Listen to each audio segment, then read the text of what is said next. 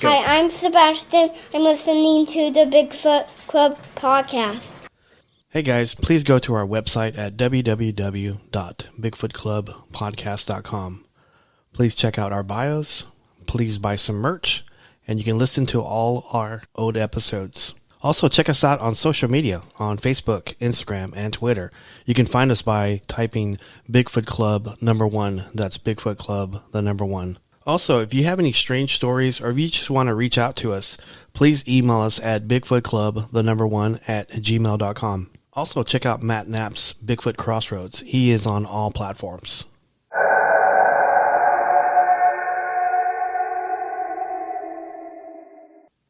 Hey everybody, Robert Jesse Dominguez, Bigfoot Club, Season 4, Episode 17. I'm super excited today because I have, we have Sarah Bignell with Yowie Central Podcast. Sarah, hello. Hey Bob, how you doing? I'm good. It's good to talk to you. I'm super excited to have you on. I just want you to know that, I reached out to you on May 17th of this year. And I was just cruising the internet. I just typed in Yowie podcast, and then your podcast popped up. And so I've been listening to your podcast like nonstop. And like I have like 4 or 5 friends that have podcasts, but I've been listening to yours mostly. But shush, we won't tell them. But I just want to say I really love the concept of your podcast, because it's like you have Yowies, which I've always been intrigued with, and you have like paranormal stuff, UFOs, you have authors, you have other cryptids that I've never heard of. And so I just find it very, very fascinating. Oh yeah, it started out just as, my main passion and my subject of interest was Yowies, was the whole Bigfoot hairy man worldwide phenomena. But what I realized as I started doing the show, that I was being contacted by a lot of people who had all sorts of strange things happening out there, and it wasn't just Yowie Bigfoot related. There's, as you said, there's paranormal stuff, there's UFOs, there's ghosts, there's spirits, there's time travel, there's other cryptid creatures. So there's Dogman and a Goat Man. We've had 2 reports of a Goat Man, as well as invisible beings, entities, demons, all of that. And because I've always been interested in all of that stuff anyway, it's kind of just turned into a podcast about all sorts of weird shit, really. Right. Oh, am I allowed to swear on your show? Absolutely. Absolutely. You can say shit. So excellent. We're unrestricted. So we talk Fantastic. Constantly about that. So, I've been fascinated on how you got started as a podcast. Can you go into that a little bit?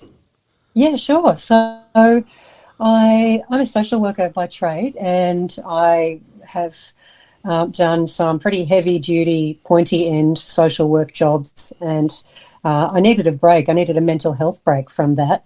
And so I took, maybe 12 months off or 18 months off and got myself back together, and I really needed to do something, but I didn't really want to go back to an office job. And a friend of mine who did a show on the local radio station here in Castlemaine in Victoria in Australia. So for your listeners, I'm down in the southeast of Australia and in a little town called Castlemaine. And we have a local radio station called Main FM. It's actually a really, really good radio station for such a small town. There's really quality programs. And a friend of mine was already doing a show, and her co-host was sick one day, and she said, "Oh, Sarah, please come on my show and just co-host it with me and talk about anything." And I was like, well, the only thing that I'm obsessed with and have always been, well, for so many years, was Bigfoot and Yowie, so I can talk about that. And so I did, and at the end of the show, she said, "Oh, you've so got to do a show on that subject. That's a really interesting subject." And I thought, well, okay, I'll give it a go. I don't know anything about radio. I don't know anything about hosting a show, but they gave me a little bit of training, and it was pretty minimal, a few hours of how to work the panel and where to set all your volume levels and all that sort of stuff. And then it just it just grew from there. And of course, like any show, you start off a show and you don't have any guests and you've got no one coming on your show and only a couple of listeners. And but it's grown in 2.5 years. It's grown into this fantastic show where I'm getting really good feedback from a lot of people, and I'm now able to invite other guests on the show, and I'm getting witnesses contacting me all the time to share their stories. Mm-hmm. So it started off just as a bit of a let's something to do, but I also realised at the same time as I was doing the show, I started working with Australian Yowie Research as a witness interviewer, and so now I'm the main interviewer for Australian Yowie Research. They're the biggest, most renowned organisation in Australia. In fact, in the world on Yowie, specifically Australian Bigfoot. And I realised, with my social worker cap on, that all of these people contacting us with their stories were actually really traumatised and really needing psychological first aid and really needing support.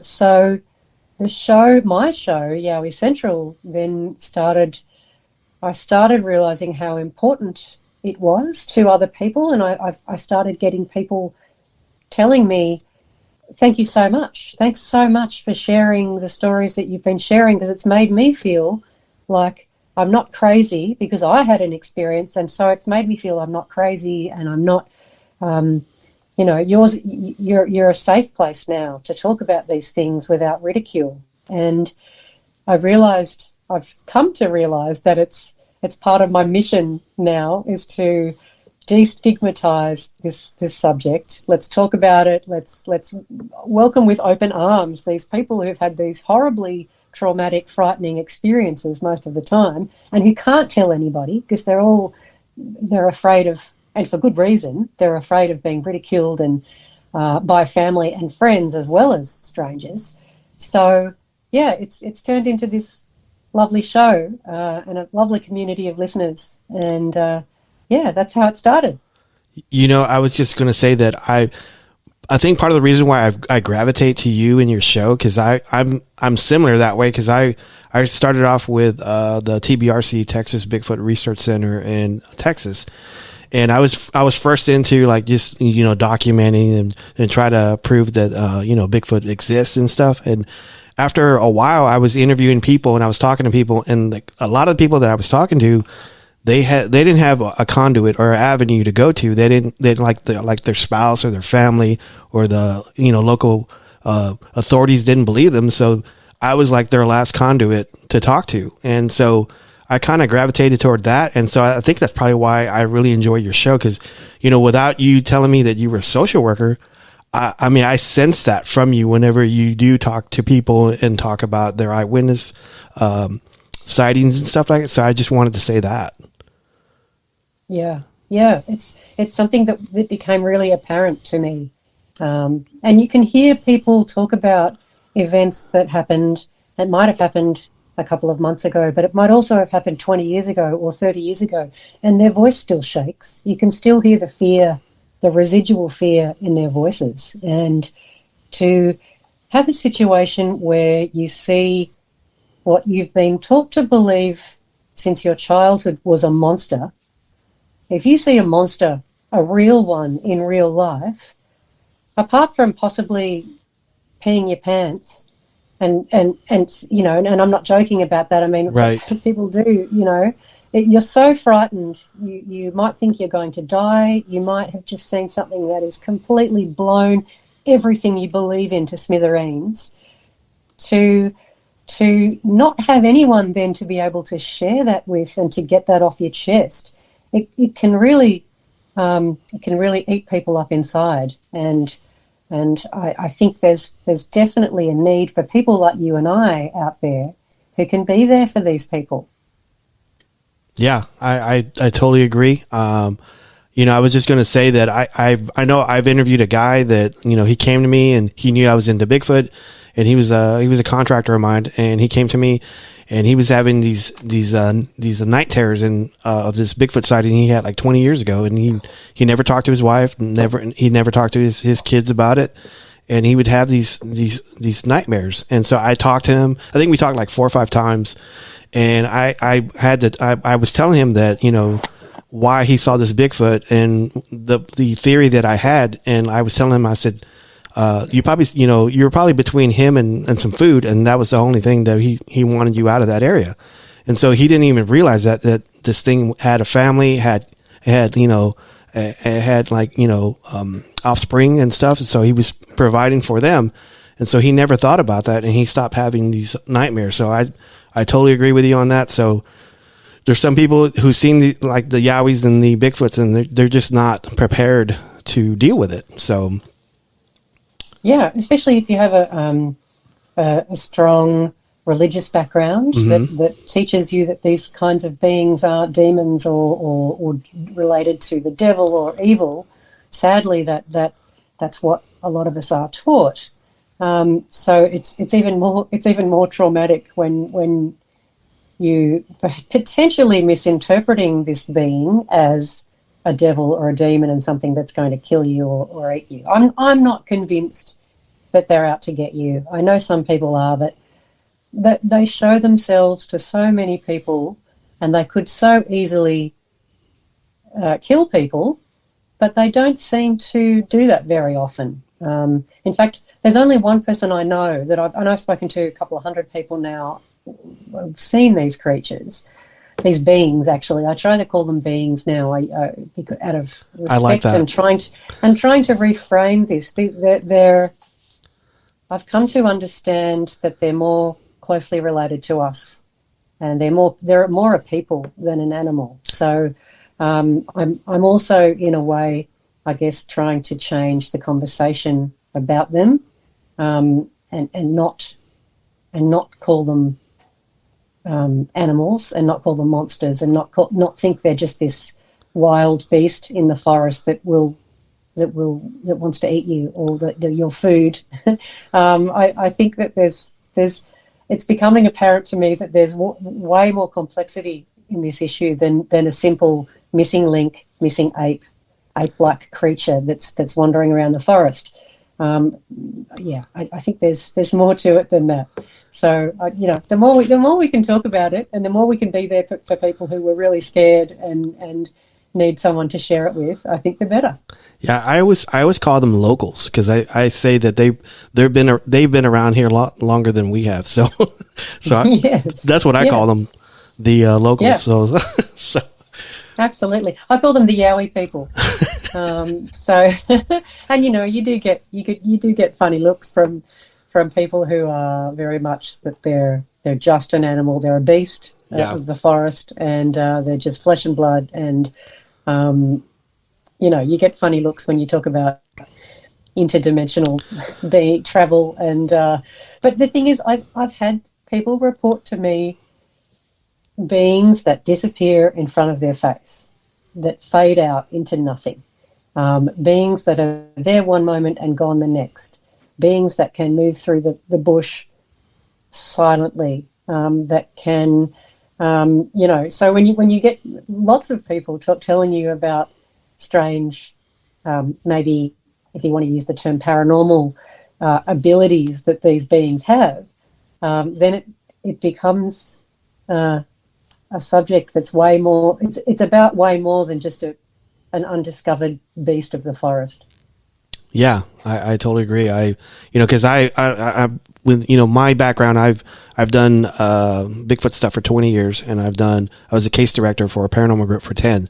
So I'm kind of like into both. I've kind of done both, and so and I the more I've done it now, the more I kind of think that they're kind of intertwined a little bit, because I was taught, like, in the old school, whenever I first got into Bigfoot, like, this was like in the late 90s, that this was flesh and blood, and that's it. And then I got to talk, once I left the Bigfoot group, I went and started doing stuff on my own, started talking to different people, Native American people, And the more I talked to people, the more I started just like to think that, this thing, there's stories behind, it disappearing, or like orbs around them whenever they show up, or it's just like different things. So, I seem to get like the basic, eyewitness report saying, I saw across the road. But I always get something strange. Like, I don't know, this one guy told me that he said whenever he saw this Bigfoot like jump into the woods, he said the woods swallowed him up and he was gone. And so that always stuck with me for the longest time, and I just wanted to say that. So, yeah, absolutely. I've had people say that they were looking, that there was a Yowie a few meters away from them, looking them straight in the face. They stepped back a couple of feet into the first couple of trees in the tree line and then disappeared. Right. Like there was no, if it was a deer or if it was another animal, you can see it making its way off. But I've had reported now way too many times people say that these beings just disappeared, they vanished. If you hang on to that, they're only flesh and blood, I think you're missing out on part of the story. Yes. And you might not never have your questions answered if you're only narrowing it down to the flesh and blood missing ape.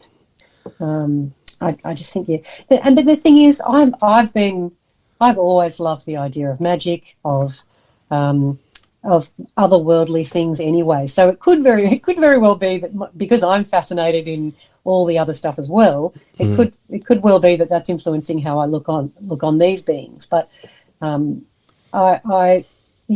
spend some time talking to the Aboriginal elders, our original Australians.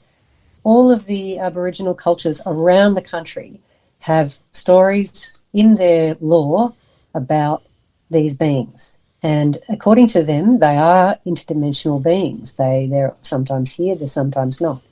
They're not just plain flesh and blood animal like you and I. There's way more to it. And all of them have these stories going back millennia. So I kind of give a little bit more weight to those stories than just the flesh and blood argument. I know there are people who disagree, but that's okay. Yeah, I was going to say that I know I've talked to a lot of the Caddo Indian. That Caddo and Choctaw Indians are mostly like in East Texas, where I go do most of my Bigfoot stuff. And whenever I do talk to them, they also believe that they're part of the earth, and they're, the white man's never going to catch them, all this stuff, and they can morph into anything they want to. And so I've always got that, and I understand it more now. So I mean, that's always been fascinating to me too. I've always been intrigued with it, and I don't know, it's had its hooks in me for like the longest time. So yeah, I can relate to that. It's had its hooks in me since I was a little girl. I remember seeing the Patterson-Gimlin footage as a young girl, and I have been hooked on this subject since then. It's just, and it becomes even more fascinating. Every person I talk to adds something to this incredible story. And I've gotten to the point where I'm not in the business now of trying to convince anybody. I'm the same way. I'm the same way too. I don't do that anymore either. So I can't be bothered. I'm not wasting my time. I'd much rather give my time and energy to people who've seen them, people who've experienced them, and I'm about providing that support, but also documenting what people are seeing out there and sharing that documentation so that everybody can access it. And that's the work that I do for Australian Yowie Research, is that I interview witnesses. We document that in a public database. There are over 1,000 reports that we have going back many, many years in that database that everybody can access. So that's a big part of what I do too, is just documenting rather than convincing anybody of anything. That's Dean Harrison, right? That runs Australian. Yeah, that's right. Yeah. I was going to say, is Yowie Central Podcast, is it the unofficial podcast for Australian Yowie Research? So, well, kind of, sort of. Well, not really. It's not under the AYR banner. Okay. But, and I do get a lot of exclusive Dean interviews for the show. So when I first started doing the show, he was one of the first people that I asked to be a guest on my show, and I called him on a good day because usually he would say no. He doesn't like being interviewed. He doesn't really enjoy. He'd never said yes to a podcast, and because it was a little radio show at the time, it was a little volunteer radio show, and he said yes. So we hit it off straight away, and when not long after that interview, we got a report. He got a report in from a woman who'd seen a yowie looking in through her bathroom window, not too far away from me, like about a half an hour drive from me. So when he said, "Oh, we've just got a report in from down your way," and I said, "Oh, can I go and interview her for you? I'd love to go and check it out."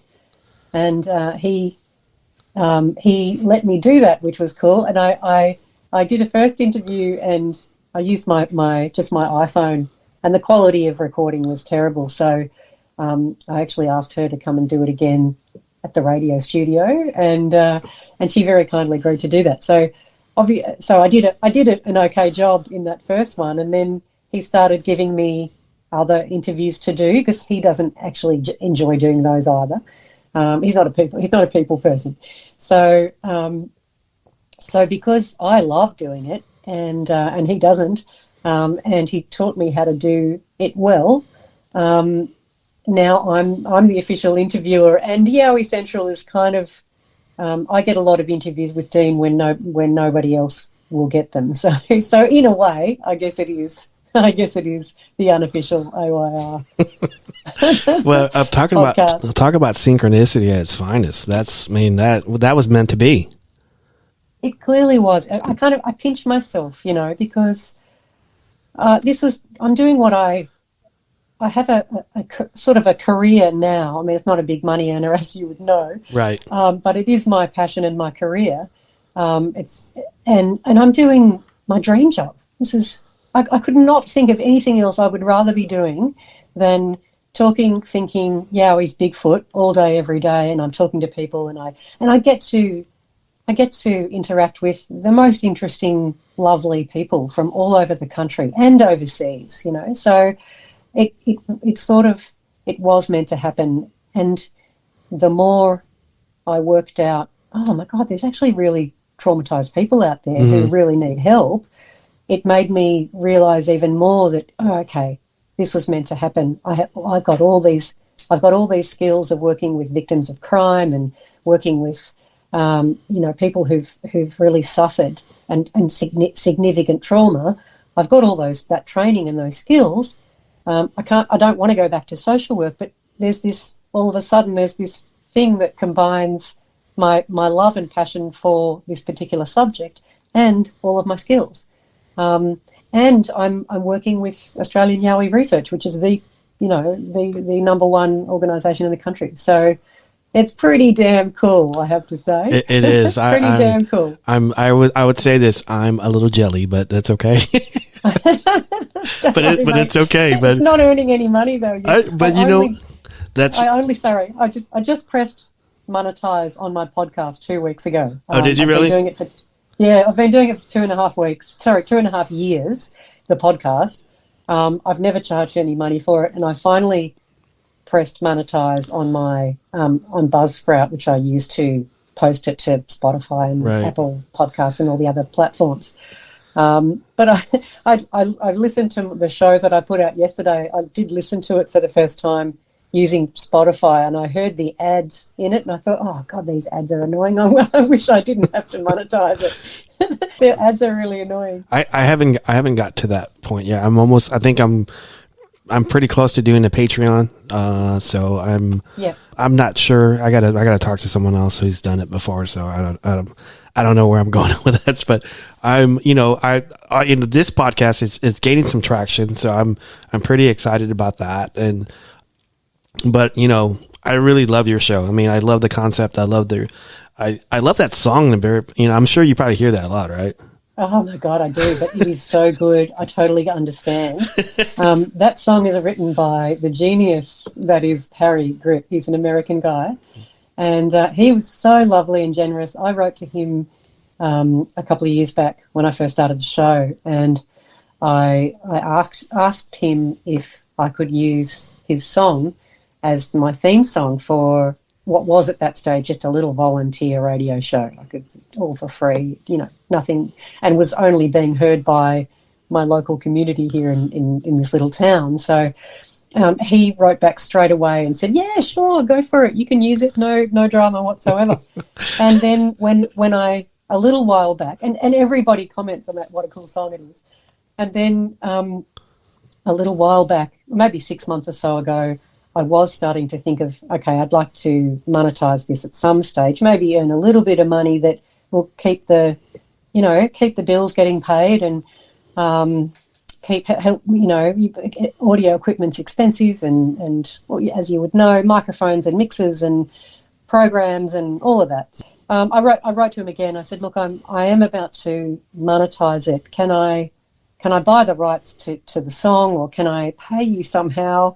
And he was like, "Oh no," he said, "nobody likes that song anyway." He said, "You can have it." He's such a good sport. He's such a good sport. He's such a good sport, such a kind man. He could quite easily have said, "No, you'd have to pay me something," which would be completely understandable. Right. But no, he's really been very generous and allowed me to use the song as my theme song. So yeah, I did send him a couple of Yowie Central trucker caps as a thank you, which I hope he's wearing with pride. Nice. I did want to tell you a story. This is going to probably date me just a little bit. Back in the 90s, I was on these websites. There were, I think this was before Facebook, before Instagram, before MySpace. This was, it was Geocities, and I was on a couple of Bigfoot things, Bigfoot groups on that. And then I think eventually, Yahoo bought Geocities, and it became e-groups. And I was in an Australian group I was being run by Rex Gilroy. Oh, right. And Rex Gilroy. Yeah. And I would email him from time to time, and he would email me back. And this was like 99, 2000. And he would email me back, and we would trade stories and stuff. And I really, really enjoyed conversating with him. He's certainly legendary in that he was one of the first people to be researching this subject and publicising stuff in Australia about this, and publishing, I should say, as well. Because I'm kind of into just helping people and just not being I don't really care about famous. I just want to help people. That's how that's why I got into it. And there's some people that's not very good, and because I can tell you here in the States, some of the groups are really, really cliquey. I don't know if you ever use that term in Australia. Yeah, we use that term too. Okay, yeah. It's they're real cliquey, and if you don't subscribe to their stuff, they don't want to talk to you, or you're not cool or something. And I've been doing Bigfoot research since the 90s, and so there's a lot of people. I know a lot of people, and I've talked to a lot of people, and I've communicated and networked and stuff. And so there's some people that I really, really like, and there's some people I say, oh, you know what, they're kind of weird. But if they ask me for help, I would help them. If they ask me, hey, do you know anybody in this area? I go, yeah, I have a couple of people, and I can network something. But I always try to get people covered, try to make sure that they have a researcher that's good enough to go out there and talk to them and stuff. So, yeah, what I find is that there's quite a few. There's a lot of egos involved. It's probably the same over in the States too. Mm-hmm. But there are some people who are in this just for whatever fame and glory they can find, and to get the money shot, to get a photo of Bigfoot and to be famous around the world for getting the footage, but that's really their only motivation. And I really worry about genuine witnesses who are deeply traumatized reporting their sighting to someone who really doesn't care much about their welfare, but is just interested in being famous. It's probably very similar over there to here. In that there are a few strange personalities who aren't in it for good reasons. Yeah, personality clashes. Yeah, but that's the same everywhere. I was gonna ask you. There's do you mind answering some questions? I had some people send me some questions in. Yeah, sure. Go. I'll do my best. Okay. Terry Kegel. This was on Instagram. Terry Kegel does Porch Matters podcasts out of Alabama, and he writes, "What is the scariest encounter you have heard?" Oh, there's a few. Gosh, there's quite a few, but I can tell you the story of probably the one that most people comment about as being the scariest, and that was something. It happened 10 years ago, but I interviewed the woman who reported it about 2 years ago, and it was at a place called Hickeys Falls in New South Wales, which is if you're looking at a map of Australia, it's on the eastern part of Australia, but it's sort of central eastern. And it's Hickeys Falls is at the bottom of the beginning of a state forest area that's renowned for Bigfoot sightings, Yowie sightings, and other strange paranormal phenomena. Lots and lots of reports from that particular area. And this woman had stopped at Hickeys Falls, and I've been there. It's a truck stop off the main freeway, and there's a creek that has the most beautiful waterfall. It's a big rock kind of amphitheatre, and it has this gorgeous waterfall, and there's beautiful pools of water at the bottom, and it's quite a spectacular little spot, but has kind of a creepy vibe to it. Maybe because I knew what this woman had been through there, but it's a little bit creepy. So this lady, it's summertime, she's stopped off with the kids. She's got her 13-year-old with one of her little friends and her 7-year-old son in the car with her. They pull up in the car park, jump out of the car, and the two girls have run off to clamber over the rocks and to get into the water. And there's sort of one of those rock pools is slightly out of sight from the car park. What the mother notices when she's there is that there's a car there in the car park that has all the doors open, as though someone had jumped out of the car and not closed the doors, which is kind of strange. And then she notices that she can hear the sound of a little child crying. And she's automatically going, oh, God, like she's a mother, so she's thinking, oh, my God, there's a baby in trouble. Where? And she couldn't work out where the sound was coming from, and then it stopped. And so she was a little bit creeped out, and she said she had a really bad feeling of dread and that there was something wrong that day, really quite a strong feeling. But the two girls had run off to swimming, and so she's like, okay, well, grabbed her little boy, and they're climbing over the rocks to get to the far rock pool. And all of a sudden, there's this bellowing roar, like, she said it was like a bear, like a lion, but 1,000 times bigger and louder. And she had no idea what it was. And then she hears this stomp, stomp, stomp, and hears some trees being broken, and has no idea what this is. And the two girls who are in the swimming pool look at Mum, start screaming as well. And she was suddenly so frightened, she ran back to the car, threw her little 7-year-old over her shoulder and ran, and got the two girls were running with her, threw them in the car. But just before they got to the car, she could see something making its way down the trail from the top of above that waterfall. Or there's a trail that comes down to the car park, and so she could see something pushing trees out of the way and snapping them like they were toothpicks on the way down. Stomp, stomp, stomp. So she's terrified. The kids are screaming, she's screaming. They jump in the car, and she could, just as she was pulling out, she saw this yowie, enormous yowie, sort of just start to emerge from the trees. She speeds off, but just as she's about to pull out of the car park, a police officer pulls in, and he sort of flagged them down, and he said, "Are you okay? You're veering all over the road. And she said, don't go down there. Don't go down there. Don't go down there, and sped off. She said, I couldn't even wait for the policeman. I was so frightened. And the car was full of this putrid smell, this stench that she was actually finding it hard not to vomit and concentrate on driving. So a couple of kilometres down the road, she pulls over to get the kids into their seat belts. And as she's doing that, the policeman who'd stopped them comes flying by on the road, and the kids turned around to her and said, Mum, did you see his face? He looked terrified.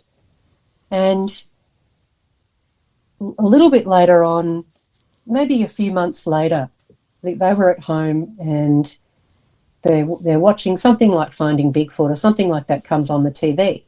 And her little boy said to his mother, oh, Mum, that's what I saw that day at Hickeys Falls. That's what I saw. And there was an image of a Bigfoot on the screen. And he said, when you threw me over your shoulder, I was looking back and I could see at the top of the waterfall this thing step out from behind the tree, and it was enormous. And they estimated it. They've worked out the height of that rock, and they've estimated it to be 9 to 10 foot tall.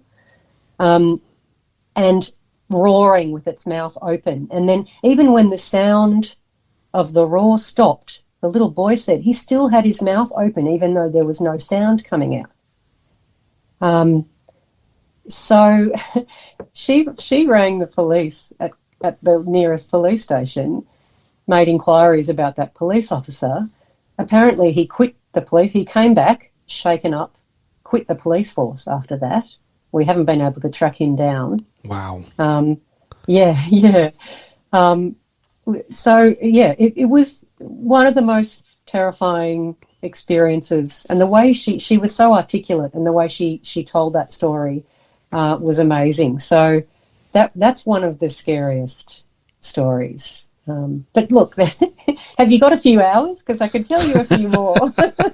There's lots more. I mean, that one kind of resonates to me about baby infrasound, maybe, because Yes. like they were like frightened beyond, and unreasonably so. Like there was nothing to be afraid of when she got there. So Right. That's exactly what we were thinking when the little boy says he saw the mouth open but couldn't hear the roar, that the Yowie was emitting infrasound to make them feel so unwell, so uneasy, so frightened that they would get out of there. We actually thought perhaps that the sound of the little child crying might have been a baby Bigfoot, and they were swimming at the waterhole and drinking and having a bit of fun, and then this human arrives with her kids, and they were really annoyed that they'd spoilt their time at the waterhole and got really angry. that makes total sense. That makes total sense. Yeah, that was but we don't know what happened to the people who'd abandoned the car. I don't know what happened to them. I haven't had time to research. And I've had lots of people ask me, oh, so what happened to the police officer? And Yeah. I haven't done any research. One, because I know as a social worker, I did work in a police station for a while, and I know what they're like. There's no way that if I rang asking about a particular police officer who was no longer with the force, and there's no way they're going to give me any information about him. Right. So for privacy laws, for a start, like they're not allowed to, but even if they were allowed to, or they wanted to give me off the record, they wouldn't do it. So I haven't done any further research into what happened to that particular police officer. Being in Bigfoot and being in the paranormal, being in paranormal, you kind of go off EMF a lot. You go off EMF because that's the theory of ghosts being manifest. It's that. Yes. And I've talked to people I've investigated people that they're home, and they've told me, hey, I feel sick whenever this is going off. And I go, well, it's a strong EMF. And then I would interview people like Bigfoot stuff, and they would say, yeah, I felt really sick whenever I saw this, had this eyewitness report. I go, really? And so infrasound, EMF, I always thought, because I did a show once and someone had mentioned that. I said, man, that makes total sense. EMF, infrasound, it's almost like the same thing. You almost have the same characteristics. People, everybody's different. Everybody either, gets nauseated, or, they throw up, or they get dizzy, or they hallucinate, or whatever. So I've always thought because like now when I go back and talk to people, I always ask them that question whenever they see a Bigfoot: were you sick, or did you feel sick at all, or how did you feel? And I'm amazed on how many people I've gone back and re-interviewed and say, yeah, I did feel sick. I felt, like sick to my stomach. And so I've always the interesting thing is, I'm always interested in, because that happens here too, and that's one of the most common things reported, is a feeling of unease or nausea, but unease and dread or feeling suddenly like your life is in danger, but you don't really know why. It's a really common thing that's reported to us. But someone reported to me the other day of a very strange creature that we're not 100% sure if it was a Yowie. It was on all fours, but he was able to see its back legs, and they were quite short and backwards facing. So backward facing knee. So, but not kind of like a dog man, because it didn't have a canine head either. It had a strange small head and no neck, hairy all over. But a little boy, it was a father and a son, 10-year-old boy, he felt like his tummy was all funny. Like he said, I felt it in my tummy, everything was rumbling, everything was jiggling, everything was vibrating. But the father who was there didn't have such a strong reaction as his boy. So it makes me wonder whether they can direct that infrasound at one particular person, or can they change the frequency slightly so it either makes them sick, or it makes them sleepy, or it makes them just simply be afraid. I don't know yet why some people report certain reactions and other people who were there at the same time don't report exactly the same reaction. It's an interesting.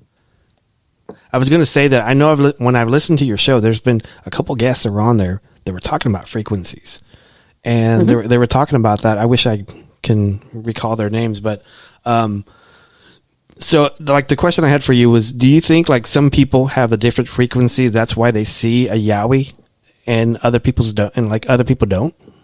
Maybe. I don't have an answer to that question. I wish I did. I was listening to another podcast the other day. It was an American one, and I can't remember the name of it right now. Bigfoot Michigan, maybe. Rob's Bigfoot Michigan. Yeah, Rob. Bigfoot or something Rob. Like that. Yeah. One of my listeners sent me an episode and said, you'll find this really interesting. But they were talking about frequencies and how maybe Bigfoot, Yowie have this ability to raise their frequency so that they do disappear.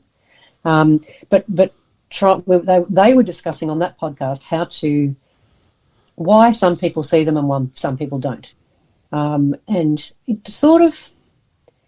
doesn't always make sense. Like I've spoken to witnesses who are really pure individuals. They're really kind-hearted, gentle people, maybe quite open spiritually. Quite a lot of the witnesses I speak to also see UFOs and ghosts and other things as well, but not always.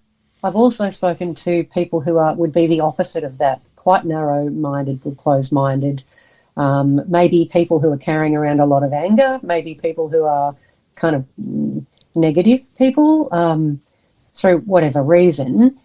But I don't know whether it has to. I'm not convinced that it has anything to do with the vibration of that particular person, because it seems the witnesses seem to be such a varied bunch of people from such different backgrounds. I'm not sure. I don't know. But then, what can explain the roadside sightings? People just driving down the road who got no interest in Bigfoot whatsoever, never heard of them, not expressed any interest in them before, never researched, never listened to anything, and then all of a sudden there's one on the side of the road as they drive past. They're not spiritual people. They're not, I've I don't know. To go back to your original question, I don't have an answer to that question. That was a long answer for No, that's for a fine. no answer. That's that because I know you talk about that on your show, so I wanted to. Yeah, I don't have enough evidence yet to give you an answer for that. It has more questions than answers. So absolutely. So, yeah. Matt Knapp with Bigfoot Crossroads, he's a good friend of mine. He had a question for you. Are they any reports of Yowies being shot or killed? Yeah, there are. I interviewed a guy who, just off the top of my head, there's one guy who shot one, but it was with a small .22 rifle. It wasn't a big rifle. And he really regrets shooting now, but he was frightened and thought his life was at risk. But he said, and he's a hunter, he's a farmer, knows his rifles, knew he'd shot it, heard the impact, saw the impact with a little bit of hair and fluff, come out of the impact spot. Hit it on the left shoulder. He said it did not make any impact whatsoever. It was running and it kept running, and there was no blood, there was no mess on the ground, it didn't even phase it at all. So yeah, I also did hear recently a story of where that father and son had seen that really strange creature. There's somebody commented in the comments on my Facebook page about it and said they'd heard a story of a local farmer who'd shot one and buried it. And weirdly enough, I did hear from another local from the same area telling me the same story, that there's a story around that a local farmer shot one and killed one and buried it. But I haven't gone up there to investigate or interviewed any more people who can corroborate that yet, so I'm not sure. So there are definitely reports of them being shot and killed. I think there are actually a couple of historical stories, like articles from really old newspapers. Australia was settled by Europeans in the late 1700s, and we have Yowie reports going back to those early days. There are reports in what were the newspapers of the day. There are reports of hairy ape men, reports of an ape man that maybe had a snout like a baboon. There's a couple of those. And there are reports of them being shot and killed. Whether they're real or not, I don't know. I'm not convinced you can actually shoot and actually kill one. I wouldn't want to shoot one. That's just me. Oh no, God no. That would be I'm so anti anyone wanting to go out and hunt these beings. They're people. It's like going out and shooting a person. I totally agree with you. Matt has another question. He says, do researchers find stick structures that attribute to the Yowie? Yeah, all the time. All the time. Particularly my boys, my team up in the Australian Yowie Research team up in Queensland, find them there. I've seen them because I was up there. I did a couple of trips up there a couple of months ago, and I've seen some of the stick structures. I think there are markers for things, and there are structures, and there are tree breaks, twisted tree breaks, and sticks being pushed into the ground. But they're pushed in. We can't seem to replicate how these things are being pushed into the ground. The stick is either too skinny or too thick, or the ground's too hard. We have no idea how they actually got these sticks into the ground in the first place. And there's no trees above. In some of these cases, there's no trees above them for it to have been, somehow a branch or a stick breaking off a tree and spearing into the ground. There's some of them are natural, of course, but there's a lot of them that aren't. I actually spoke to someone just yesterday he'd followed a trail for about 3 kilometres of sticks being pushed into the ground, about 10 centimetres. Each stick was approximately the same depth pushed in. Markers pointing towards water, pointing towards humans, pointing towards trails or game trails. The answer to that question is yes, we find them all the time. All right. I know this answer, but I'm going to ask it anyway. Does Australia have dogman reports? Yes. Yeah, we do. And we're getting them more and more, which is really strange. We didn't get them. There isn't much, or in fact, I'm unaware of any stories in Aboriginal law in our original Australians. And I'm not an expert on this, so there could be out there stories that I'm unaware of. But as far as I'm aware, there are no stories about a canine-headed bipedal creature that's similar to the dogman. There's Yowies and there's little people, like little Yowies. There's two separate entities that we have here. There's the big, tall Yowies, which is your Bigfoot equivalent. We also have a small hairy being that isn't a juvenile Bigfoot. That's a separate being. But we don't have stories of Bigfoot.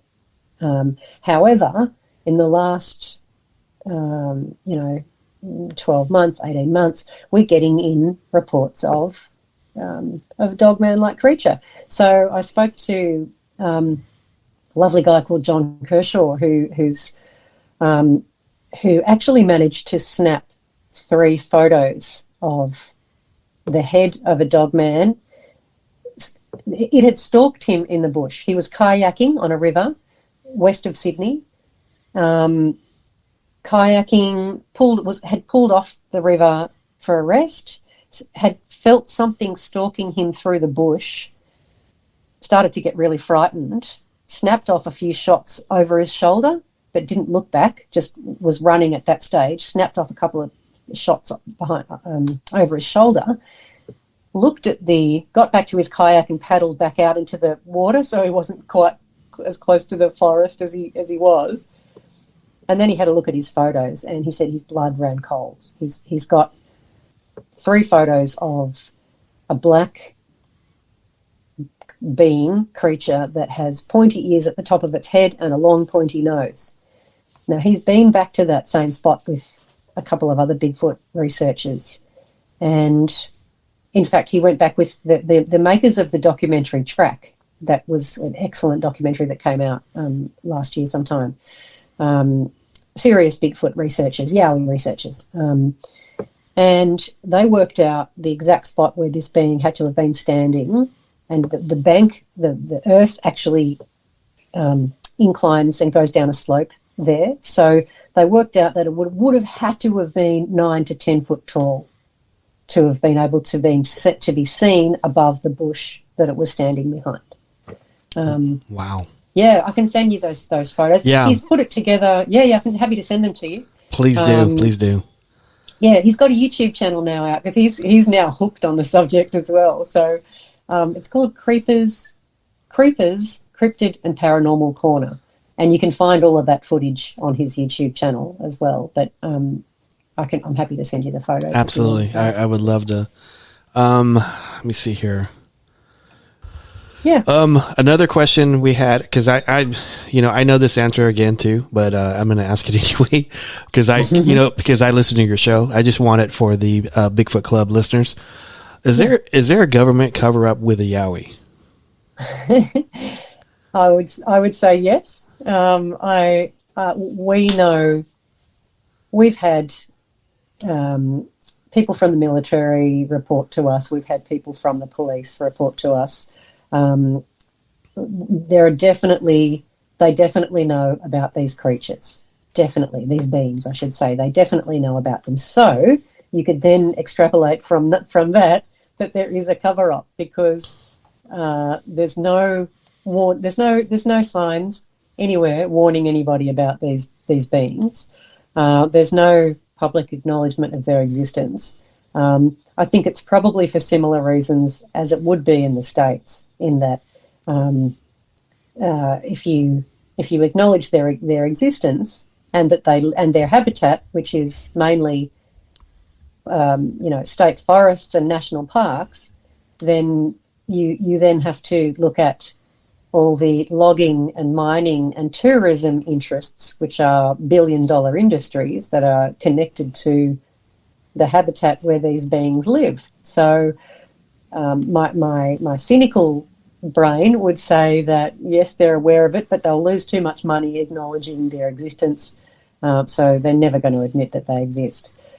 It could also be that because officially scientists officially don't recognise their existence either, because we haven't got a body, we haven't got one stuffed in a museum somewhere, that they won't admit that they exist until that happens as well. But I think it's more to do with financial interests, sadly. But yeah. So the answer to that question is yes, I definitely think there's a cover-up.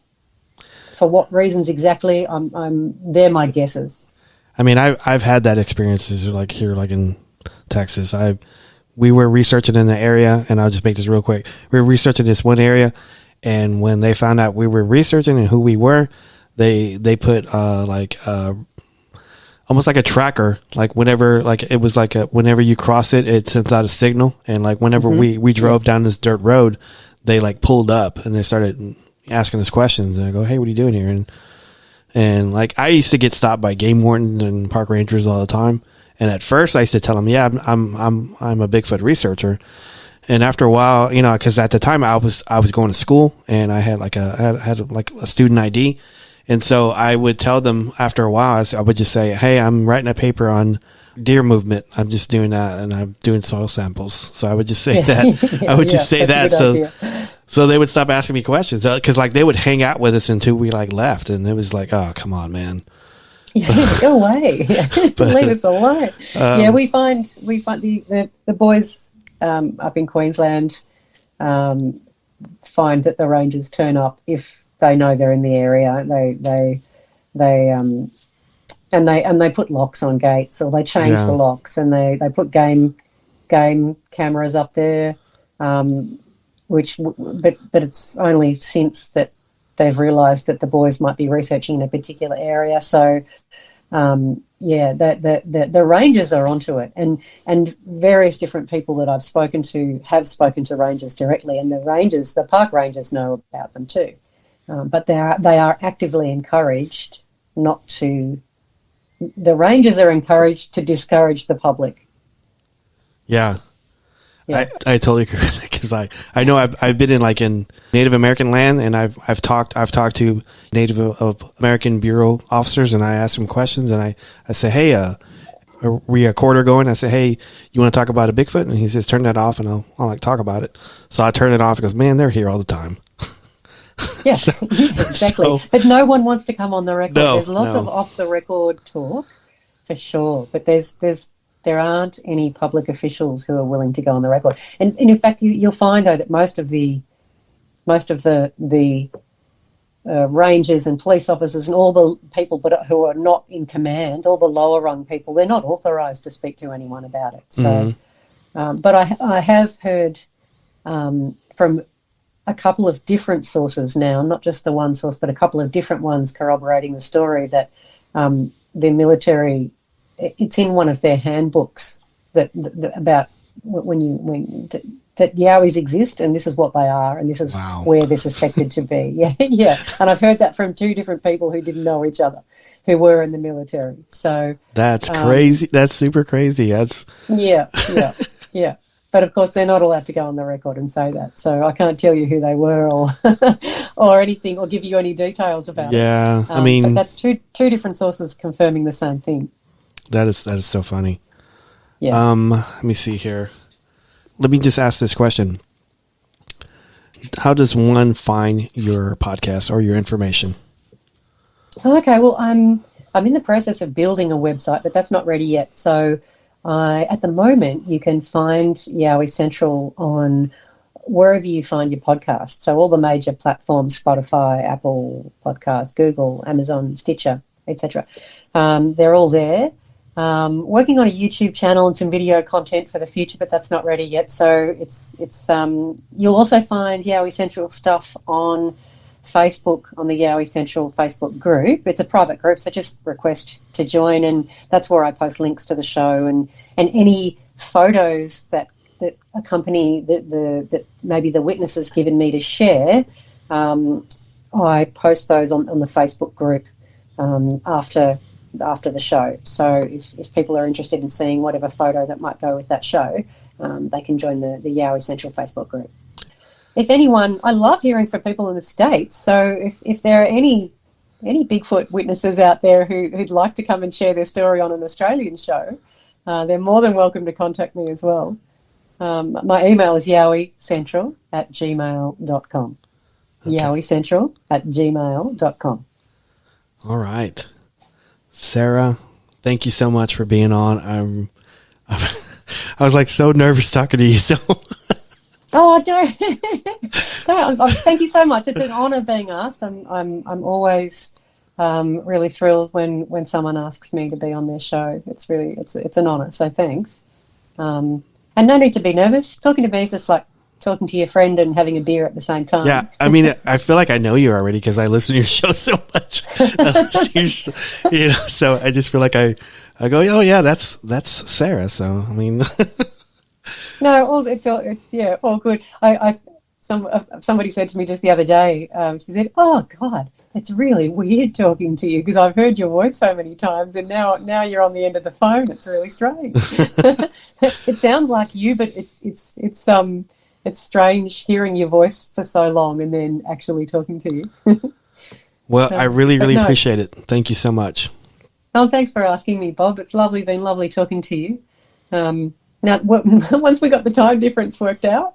Yes, I know. I was so sorry on my end. I go, man. No, that happens. I've had a few guests from the States on my show and from the UK, and trying to work out the time and make sure I don't stuff it up is challenging. So don't stress about it at all. I totally understood. Okay. Totally. And you'll have to come on. I'll have to. I'd love you to come on my show too. So we'll have to organise a time to catch up for Yowie Central. I would love that. I would love it.